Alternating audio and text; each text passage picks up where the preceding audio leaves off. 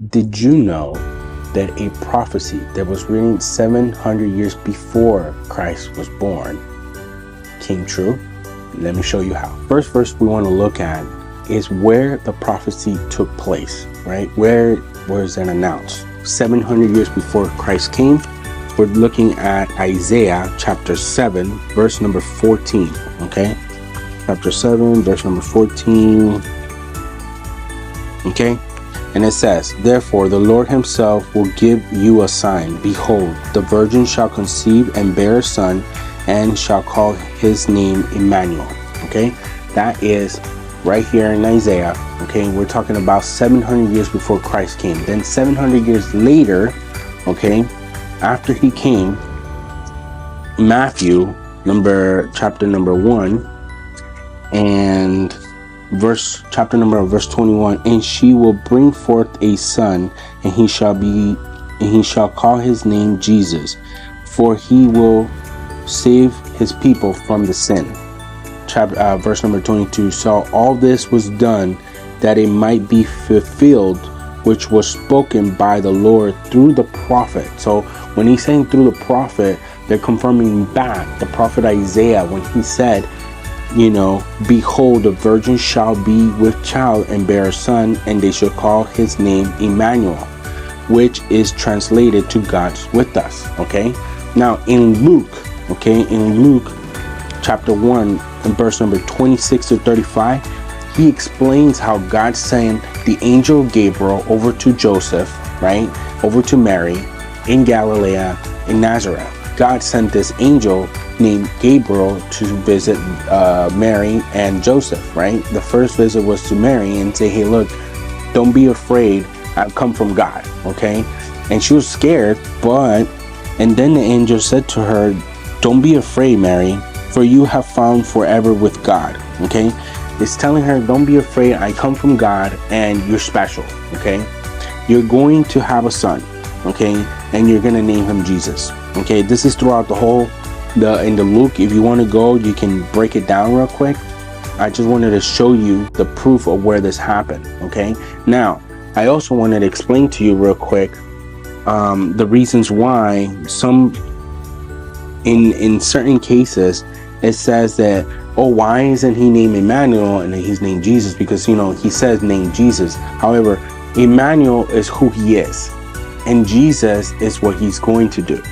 When Isaiah prophesies about a child named Immanuel, he was describing the divine nature of Jesus, God coming to dwell with us. When the angel instructed Mary and Joseph to name him Jesus, it reflects his mission to save his people from sins. Together, this name shows us who Jesus and why he came. Okay, so who he is and why he came. Guys, all of this is just to let you know that there's a bigger purpose to Christmas. Okay, it's really great to spend time with family. It's wonderful to give gifts and receive gifts.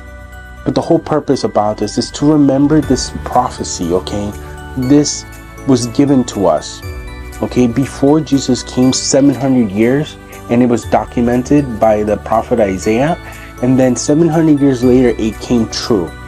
Okay, and this is only one prophecy out of 48 that I found, which I'll be talking about later. But today, in Christmas Eve, I want you to take a time to reflect. Okay, where is your relationship with Jesus? Where is your heart with God today? It is important for us to look within ourselves and realize, are we pleasing God? Are we able to show God that we are of good hearted?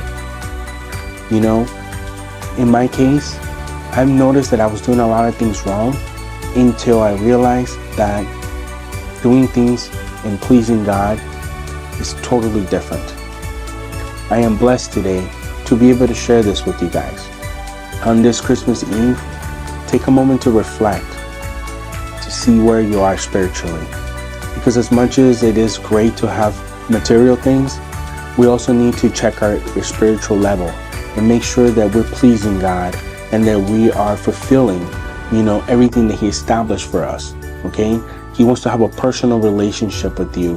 He wants to have a deep, loving relationship, a familial relationship. He wants you to have that type of relationship that you trust in him completely in everything that you're doing, you know. And I am first to say that I didn't trust in this before. I didn't trust in God. I always left a reserve for myself, and I still sometimes doubt, because, you know, the part of being natural is that sometimes we fall into this habit of, you know, not letting God do his will. Okay, so enjoy this Christmas. Have a blessed Christmas. Man, remember that Jesus paid the ultimate price for us to be able to be saved from our sins, to be able to live a free life, to be able to have these moments with our families, to be able to have a moment with Jesus, to be able to have a moment in prayer.